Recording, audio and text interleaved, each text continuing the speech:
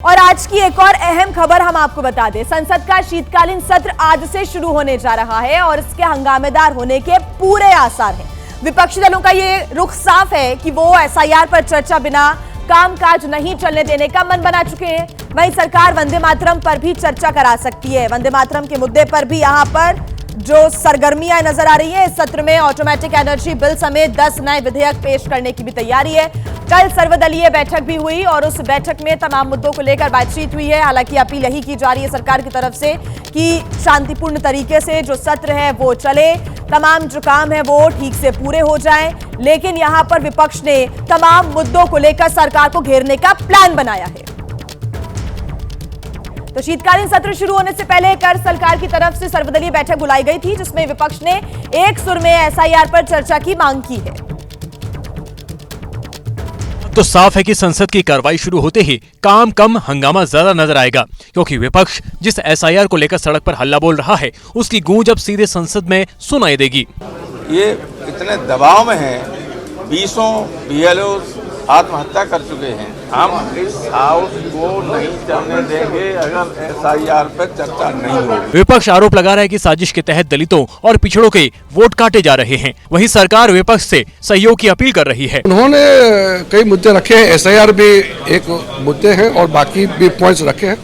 लेकिन मैं अभी स्पेसिफिक एक मुद्दे को जवाब नहीं दे सकता। तो सबका है, देश का है, भारत का संसद चलेगा तो देश के लिए अच्छा है ना। इस सर्वदलीय बैठक की अध्यक्षता केंद्रीय मंत्री राजनाथ सिंह ने की, जिसमें 36 राजनीतिक दलों के 50 नेताओं ने हिस्सा लिया और अपना पक्ष रखा।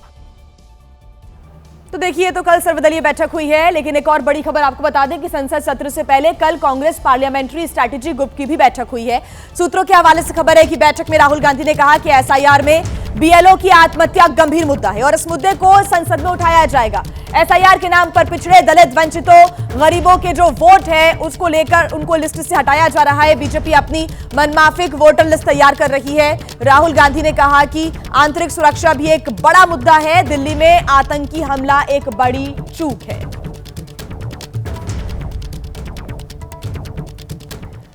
और देखिए, सर्वदलीय बैठक में विपक्षी दल एसआईआर पर चर्चा की मांग को लेकर अड़े हुए नजर आए और इसके साथ ही एसआईआर के अलावा कई और भी ऐसे मुद्दे हैं जिसको लेकर संसद के शीतकालीन सत्र में सत्ता पक्ष और विपक्ष में टकराव दिख सकता है।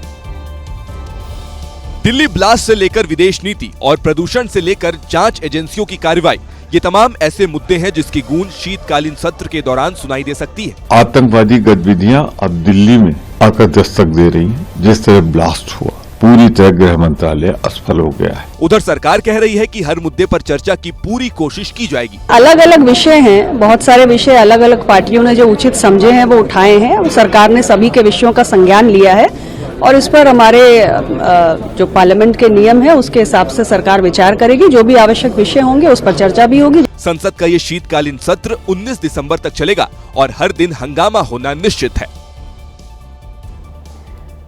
संसद का आज से शीतकालीन सत्र शुरू होने जा रहा है और आज से संसद का शीतकालीन सत्र जब शुरू होगा तो कौन से मुद्दे हावी रहेंगे वो भी एक बार देख लेते हैं। एसआईआर के मुद्दे पर सरकार को विपक्ष घेरने की तैयारी कर रहा है।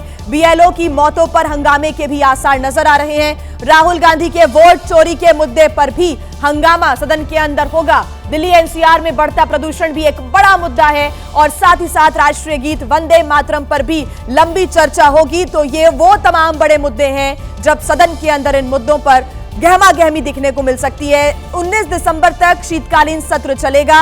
18वीं लोकसभा का छठा सत्र है। 19 दिसंबर तक ये पूरा सत्र चलेगा।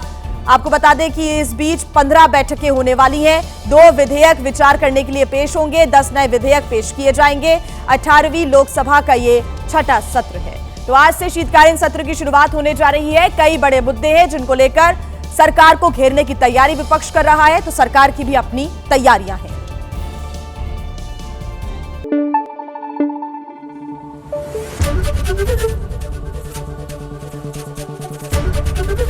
एबीपी न्यूज आपको रखे आगे।